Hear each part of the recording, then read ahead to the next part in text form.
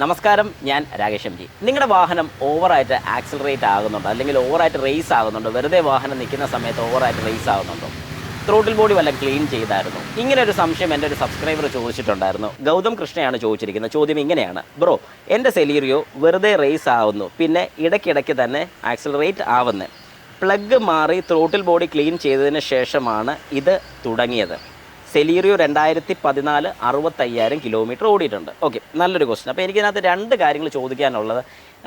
ഈ throttle body clean ചെയ്ത സമയത്ത് ഫുള്ളായിട്ട് അഴിച്ചാണോ ക്ലീൻ ചെയ്തത്? ഒന്നാമത്തെ കാര്യം. പിന്നെ ഇത് എവിടെയാണ് നിങ്ങൾ ഈ ത്രോട്ടിൽ ബോഡി ക്ലീൻ ചെയ്തിരിക്കുന്നത്? ലോക്കൽ വർക്ക്ഷോപ്പിലാണോ, ഓതറൈസ്ഡ് ഡീലറിൽ തന്നെയാണോ ചെയ്തിരിക്കുന്നത്? വേറൊന്നും കൊണ്ടല്ല ഞാനിത് ചോദിച്ചത്. കാരണം ത്രോട്ടിൽ ബോഡി ക്ലീൻ ചെയ്യാൻ 2-3 രീതികളുണ്ട്. ശരിക്കും പറഞ്ഞാൽ ഫുൾ അഴിച്ച് ക്ലീൻ ചെയ്യുകയാണെങ്കിൽ അതിൻ്റേതായ പ്രൊസീജിയർ അനുസരിച്ചേ ചെയ്യാവുള്ളൂ. അല്ലാത്ത പക്ഷം നിങ്ങൾക്ക് വേണമെങ്കിൽ ഈ എയർ ഫിൽറ്ററിൽ നിന്ന് വരുന്ന ആ ഒരു ഔട്ട്പുട്ട് കവർ അഴിച്ചതിന് ശേഷം അതിലോട്ട് ജസ്റ്റ് ഒരു ക്ലോത്തിലോട്ട് ക്ലീനർ അടിച്ചതിന് ശേഷം, അല്ലെങ്കിൽ ക്ലീനർ സ്പ്രേ ചെയ്തതിന് ശേഷം ചുമ്മാ തുടച്ചെടുക്കാം.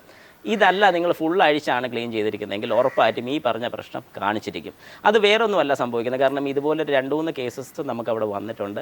ഈ ഒരു സെയിം പ്രോബ്ലമായിട്ട് ഞങ്ങൾ കുറച്ച് ഒന്ന് നോക്കിയിട്ടുണ്ട്. കാരണം എന്തുകൊണ്ടാണ് ഇങ്ങനെ സംഭവിക്കുന്നത്? വേറെ ഇറർ കോഡ് കാണിക്കത്തില്ല, വാർണിംഗ് ലൈറ്റ്സ് കാണിക്കത്തില്ല, പക്ഷേ ഈ പറഞ്ഞൊരു കംപ്ലയിൻറ്റ് കാണിക്കുന്നുണ്ട്. അങ്ങനെയാണെങ്കിൽ നിങ്ങൾ ചെയ്യേണ്ട ഒറ്റ കാര്യം മാത്രമേ ഉള്ളൂ. ECMൻ്റെ പ്രോഗ്രാം 2 കാര്യങ്ങളുണ്ട്. അങ്ങനെയാണെങ്കിൽ നിങ്ങൾ ചെയ്യേണ്ട 2 കാര്യങ്ങളുണ്ട്. ഒന്ന്, നമുക്ക് സിമ്പിളായിട്ട് ചെയ്യാൻ പറ്റുന്ന ഇലക്ട്രോണിക് ത്രോട്ടിൽ ബോഡി കാലിബ്രേറ്റ് ചെയ്യുക. കാലിബ്രേറ്റ് ചെയ്യുന്നൊരു വീഡിയോ ഞാൻ ചെയ്തിട്ടുണ്ട്. അത് കണ്ടിട്ടില്ലെങ്കിൽ ഈ വീഡിയോ ഏറ്റവും അവസാനം ഞാനത് പിൻ ചെയ്തിട്ടേക്കാം. ജസ്റ്റ് ഒന്ന് കണ്ടു നോക്കാം. നിങ്ങൾക്ക് സ്വന്തമായിട്ട് തന്നെ ചെയ്യാൻ സാധിക്കുന്ന ഒരു കാര്യമാണ് ഇലക്ട്രോണിക് ത്രോട്ടിൽ ബോഡി കാലിബ്രേഷൻ. ഇനി അതല്ല, അത് ചെയ്തിട്ടും ഈ പറഞ്ഞ കാര്യം റെഡി ആകുന്നില്ലെന്നുണ്ടെങ്കിൽ നിങ്ങൾ ഷുവറായിട്ടും ഓതറൈസ്ഡ് ഒരു വർക്ക്ഷോപ്പിൽ കൊണ്ടുപോവുക, ECMൻ്റെ പ്രോഗ്രാമിംഗ് ചെയ്യുക. അപ്പോൾ കുറച്ച് പേർക്കെങ്കിലും തോന്നുമായിരിക്കും അതെന്തിനാണ് ECM റീപ്രോഗ്രാമിംഗ് ചെയ്യുന്നത്? കാരണം ECMന് വേറെ പ്രശ്നമൊന്നുമില്ല, ഞാൻ ആകപ്പാട് അടിച്ചിരിക്കുന്ന ത്രോട്ടിൽ ബോഡി മാത്രമേ ഉള്ളൂ, പിന്നെ എന്തിന് ECM റീപ്രോഗ്രാമിംഗ് ചെയ്യണം? നല്ലൊരു ചോദ്യമാണ്. ശരിക്കും നിങ്ങൾ ECM റീപ്രോഗ്രാമിംഗ് ചെയ്യേണ്ടി വരുന്നതിൻ്റെ കാരണം കൂടി ഞാൻ പറഞ്ഞുതരാം. ത്രോട്ടിൽ ബോഡിക്കകത്ത് ഈ പറയുന്ന ഒരു ത്രോട്ടിലിരിക്കുന്നത് ഒരു നോർമൽ പൊസിഷൻ, ഒരു ഐഡ്ലിങ്ങിൽ ഒരു നോർമലായിട്ട് നമ്മുടെ വാഹനം നിൽക്കാൻ വേണ്ടിയിട്ട് ഒരു ചെറിയ രീതിക്ക് ഇത് ഓപ്പൺ ആയിട്ട് തന്നെയാണ് ഇരിക്കുന്നത്, ഒരു ചെറിയ രീതിയാണ്. പക്ഷേ അതേ സ്ഥാനത്ത് ഇത് കാർബൺ ഡെപ്പോസിറ്റ് കൊണ്ട് അടഞ്ഞിട്ട് അല്പം കൂടെ ചിലപ്പം ക്ലോസ്ഡ് ആയിരിക്കും.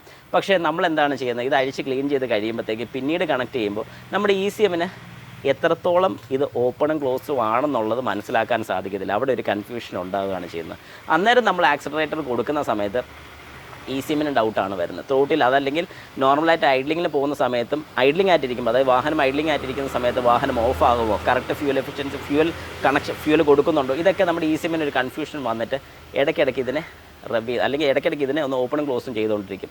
അതുകൊണ്ട് അതിൻ്റെ ഒരു മിസ്കമ്മ്യൂണിക്കേഷൻ വരുന്നുള്ളതുകൊണ്ടാണ് ഈ പറയുന്ന പോലെ നമ്മുടെ വാഹനം റേസ് ആകുന്നതും മൈലേജ് കിട്ടാതെ വരുന്നതും ഇങ്ങനെ ഒരുപാട് പ്രശ്നങ്ങൾ വരുന്നത്. അതുകൊണ്ട് ഒറ്റ കാര്യം ചെയ്താൽ മതി. ഈ പറഞ്ഞ കാര്യം നോക്കിയിട്ട് നടന്നില്ലെങ്കിൽ, അതായത് നിങ്ങൾ സ്വന്തമായിട്ട് കാലിബ്രേഷൻ ചെയ്യാൻ നോക്കിയിട്ട് നടന്നില്ലെന്നുണ്ടെങ്കിൽ, മീൻസ് അത് ചെയ്ത് കഴിഞ്ഞിട്ട് റെഡി ആയില്ലെന്നുണ്ടെങ്കിൽ ഉറപ്പായിട്ടും ഷോറൂമിൽ കൊണ്ടുപോയിട്ട് അതിൻ്റെ ECM ഒന്ന് ചെക്ക് ചെയ്യുക. ECM ഒന്ന് പ്രോഗ്രാമിംഗ് ചെയ്ത് കഴിഞ്ഞാൽ ഈ പറഞ്ഞ കംപ്ലയിൻറ്റ് മാറുന്നതായിരിക്കും.